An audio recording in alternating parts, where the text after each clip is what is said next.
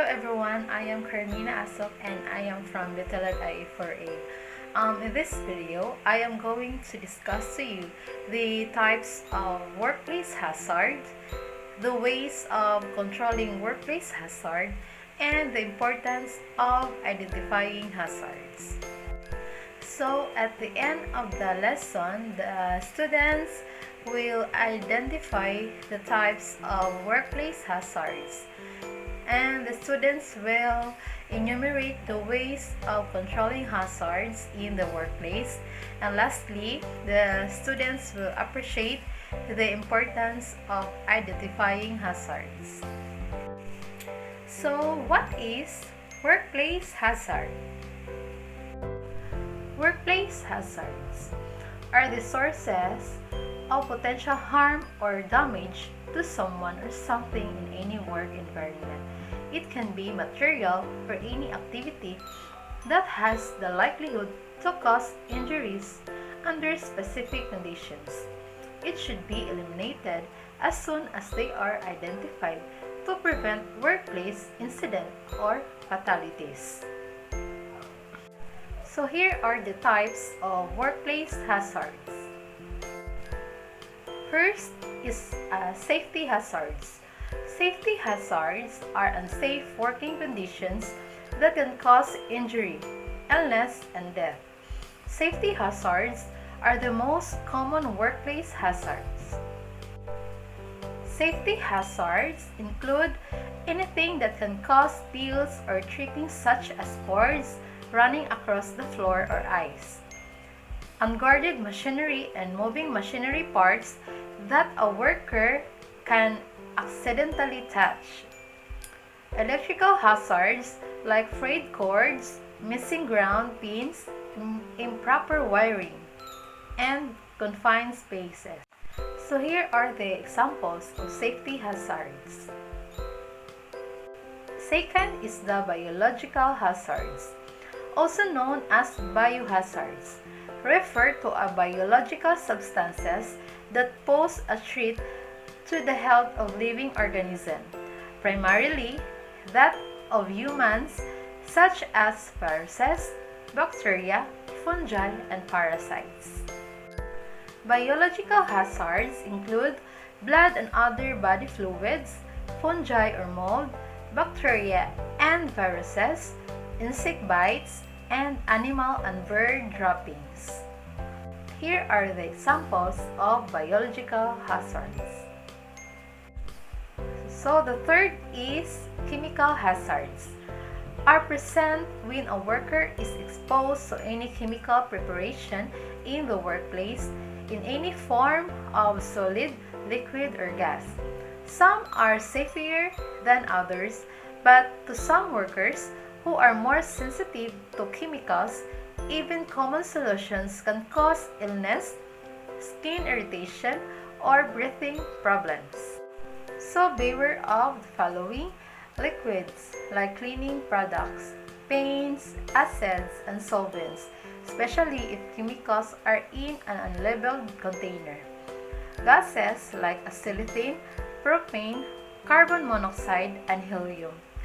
Flammable materials like gasoline, solvents, and explosive chemicals, pesticides, and vapors and fumes that came from welding or exposure to solvent. So here are the examples of chemical hazards. So the fourth is physical hazard. Physical hazard can be any factor within the environment that can harm the body without necessarily touching it. Physical hazard include radiation, including ionizing and non-ionizing, high exposure to sunlight or ultraviolet rays, temperature extremes, hot and cold, and constant loud noise. So here are the examples of physical hazards. So the fifth is ergonomic hazards, occur when the type of work, body position, and working condition put a strain on your body. They are the hardest to spot since you don't always immediately notice the strain on your body, or the harm that these hazards pose. Ergonomic hazards include improperly adjusted workstation and chair, frequent lifting, poor posture, awkward movements, especially if they are repetitive, having to use too much force, especially if you have to do it frequently. So here are the examples of ergonomic hazards. And lastly, the psychological and work organization hazards, those that are physically causing stress to a worker. This kind of hazard troubles an individual very much to an extent that this general well-being is affected. Psychological and work organization hazards include workload demands, workplace violence, personal problems, respect, flexibility, control or say about things, social support or relations, and illness. So here are the examples of psychological and work organization hazards. How to identify and prevent a hazard. Now, you already know the types of hazard that may be present in the workplace. How do you identify and prevent them? It doesn't mean or happen with a single act. In order to protect your workplace and staff to the fullest, it's crucial to implement and follow through with a workplace safety plan. So, in order to identify and prevent hazards in the workplace, first we will going to develop a plan. The first step in preventing hazard is to identify them. In order to determine the hazards, develop a plan or identification that can be implemented and followed consistently. So next is utilize existing information. Information that may already be available can help to highlight the hazards and risks associated with features in your workplace. This includes instructions and operating manuals for machinery, chemical safety data sheets or SDS, or simply reviewing warning labels and signage. So the third is analyze prior incidents. Likely, your workplace has already suffered incidents in the past. Even if these were small and didn't result in injuries, they can provide valuable insights into the hazards present in your workplace. And the fourth in identifying and prevent workplace hazard is report or record incidents diligently.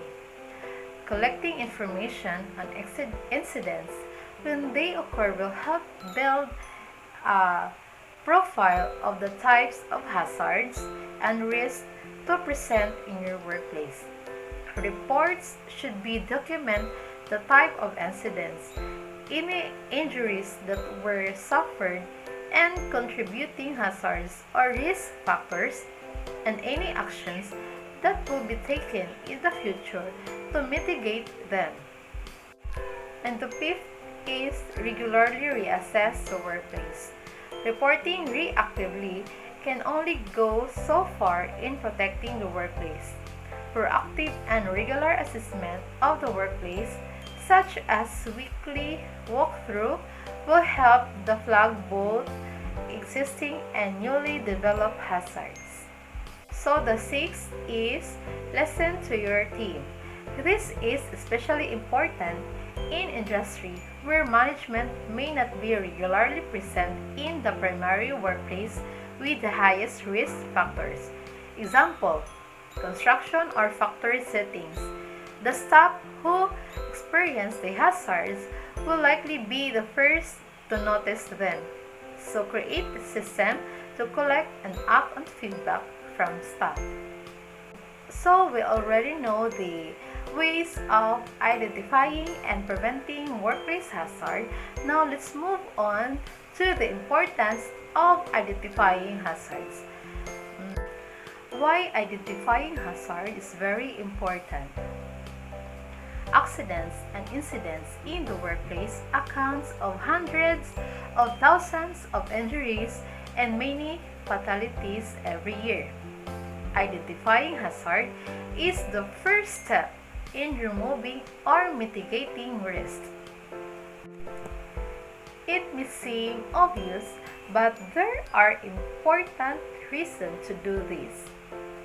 First is injury and fatality prevention.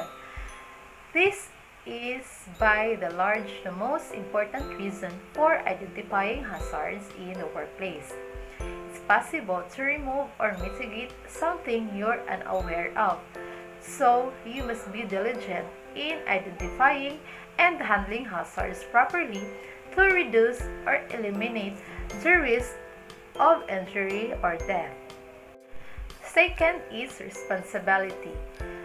Working towards a safer working environment should be a goal of all businesses, regardless of size, industry, or legal obligation. A proactive and responsible stance on hazard identification and mitigation is the reason the statistics of work-related injuries or fatalities are getting lower and lower. Additionally, being a responsible employer by taking an active role in worker safety will reflect better on the company both in the market and community. The third is downtime and cost. Accidents variably cause downtime in any workplace environment between paperwork, cleanup, and production restarts. Lots of factors can cause downtime when an accident that was preventable occurs, and that's assuming nobody was injured. Injuries that result from an accident can cause further short-term and long-term downtime in productivity. There is also the likelihood of increased running costs when hiring and training temporarily replacement workers to cover team members that have time off for recovery. And lastly is efficiency. While not directly related to hazard identification and prevention itself, analysis of the workplace, its processes, and the associated risks can help reveal ways that efficiency can be improved. Remember, even with the most thorough and detailed hazard identification and prevention techniques, accidents and incidents will still occur. But by being aware of the potential risks, you can prevent accidents and keep your team safe. So now we already know the types of workplace hazards. We already know how to identify and prevent workplace hazards and the importance of workplace hazards. So I have a picture here.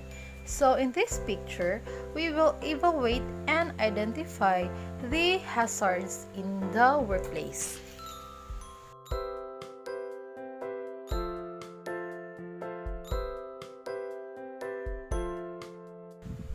So as you can see in the picture, those red circles are hazards in the workplace.